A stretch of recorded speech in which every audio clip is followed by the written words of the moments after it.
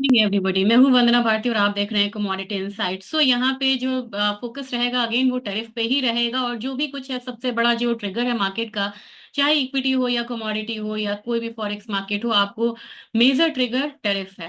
Tariff में latest क्या हुआ है, यहाँ पे आपने देखा था कि जो इलेक्ट्रॉनिक गुड्स थे ये एग्जाम्पशन में था यूएस की तरफ से चाइना पे, लेकिन अब यहाँ पे एक मार्केट को सिग्नल मिल रही है कि जो ऑटो पार्ट्स पे जो यहाँ पे उन्होंने टैरिफ लगाया था वहां पे भी एग्जाम्पशन मिल सकता है क्या, क्योंकि वहां का जो यूएस की जो मार्केट है मैन्युफैक्चरिंग है वो इम्पैक्ट ना हो बहुत ज्यादा। इसकी वजह से मार्केट में हम लोगों ने एक अपसाइड आता हुआ देखा है। और इसमें आपको अपसाइड जब आता है तो किस काउंटर में सबसे ज्यादा आता है, ये आपको कॉपर है, बेस मेटल पार्ट है, आपको क्रूड ऑयल है, यहाँ पे आपको ज्यादा इम्पैक्ट आता हुआ दिखेगा। लेकिन इसके साथ साथ जिस तरीके का माहौल बना हुआ है और जिस तरीके से मार्केट अभी मूव कर रही है, डॉलर इंडेक्स अभी भी यहाँ पे डाउन साइड पे है, और आप देखेंगे तो ट्रेजरी भी डाउन साइड है, और इंटरनेशनल मार्केट में देखेंगे इक्विटी में हल्की सी बढ़त आई है। इन सब डाउट्स के बीच में और काफी सारा तनाव के बीच में गोल्ड अभी भी हायर साइड बना रहा है। अगर ऑप्शंस पे देखेंगे तो ऑप्शंस में हायर साइड में जो एक्यूमुलेशन है वो बहुत ज्यादा बढ़ रहा है। ये चिंता का विषय है कि यहाँ पे अब गोल्ड में नेक्स्ट हम क्या देख सकते हैं। बॉटम को फाइंड आउट करना मेरे ख्याल से थोड़ी सी गलती हो जाएगी। मैं यहाँ पे अगेन मैं डेटा देख रही थी, मैंने आपको 3250 बहुत पहले ही कहा था कि $3250 आ सकता है, घरेलू बाजार में 94,000। अब यहाँ पे अगर आप जब देखेंगे कॉल ऑप्शन देखते हैं, कॉल ऑप्शन आपको इंडिकेट कर रहा है, मैंने जून मंथ का लिया, 50 स्ट्राइक्स को ले लिया।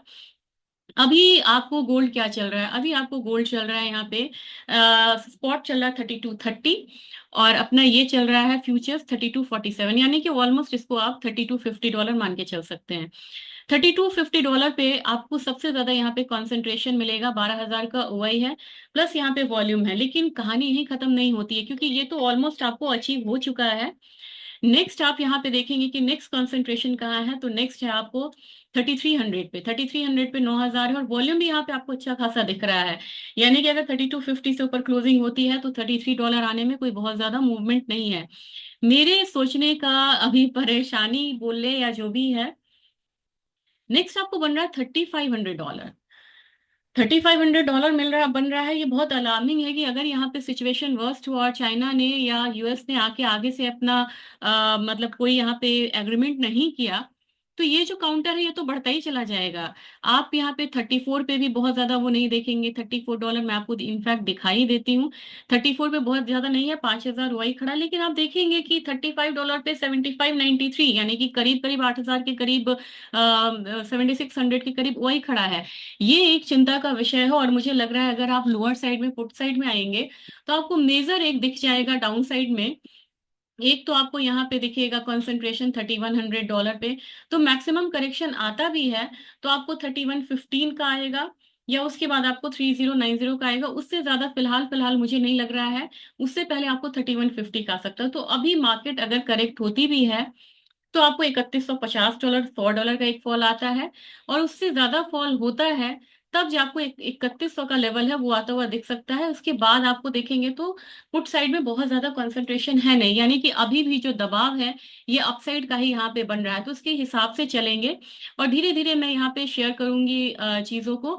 अब मेरे ख्याल से अगर हम लेवल्स वाइज जाएं, सबसे पहले आपको देखना होगा आईएनआर, क्योंकि आज आईएनआर बहुत ज्यादा अप्रिशिएट हो गया है, और इसने पूरा पूरा जो स्टोरी है ना इंटरनेशनल मार्केट से वो अलग कर दिया है। अपना आईएनआर आईएनआर ने आज हाई लगाया था 86 का, और अभी वो ट्रेड हो रहा है, लो लगाया 85.58 का, अभी वो ट्रेड हो रहा है करीब करीब 85.64, यानी कि 40%, 40 पैसा यहाँ पे अप्रिशिएट हुआ है।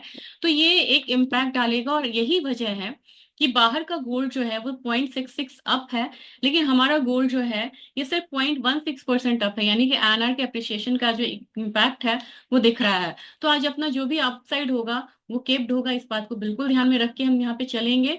और मुझे लग रहा है कि अपसाइड आता भी है तो एक बार 93,600 700 का है, ये आज के लिए बहुत होगा, क्योंकि करेंसी फैक्टर बीच में आ गया है।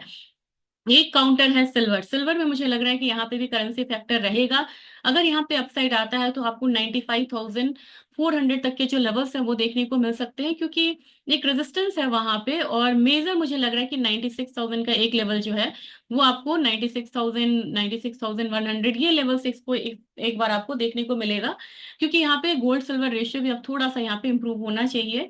और देखा जाए तो जो 102:1 आ गया था, अब देखा जाए तो गोल्ड का भाव जो है वो चांदी से अब कम होता हुआ नजर आ रहा है। लेकिन क्रूड ऑयल को यहाँ पे एक अपसाइड मिलना चाहिए, क्योंकि पॉजिटिव इम्पैक्ट आ रहा है प्राइसेस पे। इंटरनेशनल मार्केट में क्रूड जो है 30 सेंट्स अप है, हमारे बाजार में भी 42 रुपया बढ़ा हुआ है। मुझे लग रहा है कि प्राइसेस ऊपर 54.20 तक आ सकता है, और नीचे की तरफ आपको 5270 तक के जो लेवल्स हैं वो हैं। तो क्रूड में मुझे लग रहा है कि क्रूड ने एक बेस बनाया 4800 के करीब, वहां से अपसाइड लेता है तो धीरे धीरे। रिसेंट एक हाई लगा था 5484 का, तो वहीं तक क्रूड ऑयल ट्रेवल कर सकता है। अपने मार्केट में भी बायस थोड़ा सा अपसाइड का रहेगा। रही बात नेचुरल गैस की, नेचुरल गैस ने एक गैप डाउन ओपनिंग दिया है, कोशिश करेगा ये कवर करने की, गैप को फिल करने की। तो प्राइसेस ऊपर में 295 तक आ सकता है। बहुत ज्यादा यहाँ पे इम्पैक्ट नहीं आया है, करेंसी इम्पैक्ट भी देखने को मिल रहा है। तो यहाँ पे जिंक में भी मुझे लग रहा है कि हल्का सा दबाव रहेगा, 250 249 के करीब जिंक यहाँ पे ट्रेड कर सकता है। एल्यूमिनियम में एक रेंज रहेगा आपको 232 लोअर साइड, अपर साइड 235 का। कॉपर की बात की जाए, कॉपर ने बहुत अच्छा जंप दिखाया था, मैंने कल कहा भी था मिड डे में कि यहाँ पे कॉपर में एक अपसाइड आएगा, दिखाया भी है इसने। आज मुझे लग रहा है कि एक रेंज का दायरे का कारोबार रहेगा, और 838 से ऊपर की साइड में 856 का मामला जो है वो रहेगा, और रेंज वहीं तक रहेगी। फिलहाल फिलहाल जो डाउन साइड बायस है और करेंसी की वजह से एकदम रेंज में मार्केट यहाँ पे रह रही है।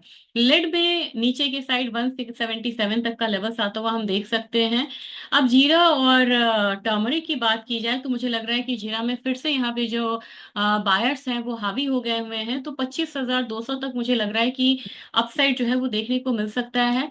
टर्मरिक में भी एक जो बाइंग आएगी, वो टर्मरिक में बाइंग 15,500 तक देखने को मिलेगा यहाँ पे।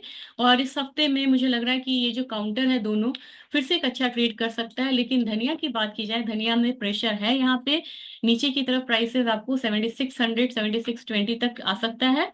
कैस्टर सीड में प्राइसेस जो है वो ऊपर की तरफ अगर गया तो 6460 6465 देख सकते हैं, नीचे की तरफ 6350 का रहेगा। ग्वार सीड में मुझे लग रहा है, गुआर सीट में लेवल्स जो है थोड़ा सा अपसाइड अगर आता भी है यहाँ पे, तो यहाँ पे 5385 से ऊपर अगर क्लोजिंग होती है तब जाके हम 5400 का लेवल आता हुआ देखेंगे। तो एक लेवल मैं यहाँ पे दे रही हूँ 5382 का, इनफैक्ट 82 85 का, उससे ऊपर की क्लोजिंग का आप जरूर वेट करिए। और ग्वारगम में भी प्राइसेस थोड़ा सा यहाँ पे दबाव में है, अगर अपसाइड आता भी है तो कोई भी अपसाइड यहाँ पे फिलहाल फिलहाल 10,350 के करीब रुक सकता है। कॉटन ऑयल सीड की एक ऐसी कमोडिटी है जो अभी थोड़ा सा लग रहा है कि एक अपसाइड दिखाएगा, तो 2908 तक मुझे लग रहा है कि एक रेजिस्टेंस है। अगर इसके सपोर्ट की बात की जाए तो सपोर्ट इसका 2860 के करीब है, सपोर्ट ज्यादा नीचे बन रहा है। ओवरऑल देखा जाए तो मेरे ख्याल से कोई बहुत ज्यादा यहाँ पे डेटा नहीं है, डेटा आपको कल रहेगा बुधवार के दिन, आज कोई बहुत ज्यादा डेटा नहीं है। 16 अप्रैल को आपको चाइना का जीडीपी आना है, और आपको बैंक ऑफ कनाडा का इंटरेस्ट रेट मीटिंग भी है, फेड चेयर पॉवेल की स्पीच भी है।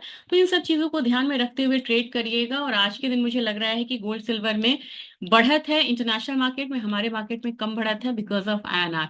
इसको ध्यान में रखते हुए ट्रेड करिए, और वीडियो की रीच बढ़ाइए, और वीडियो को ज्यादा से ज्यादा शेयर करिए, और क्वेरीज की मैं आंसर करूंगी। Thank you.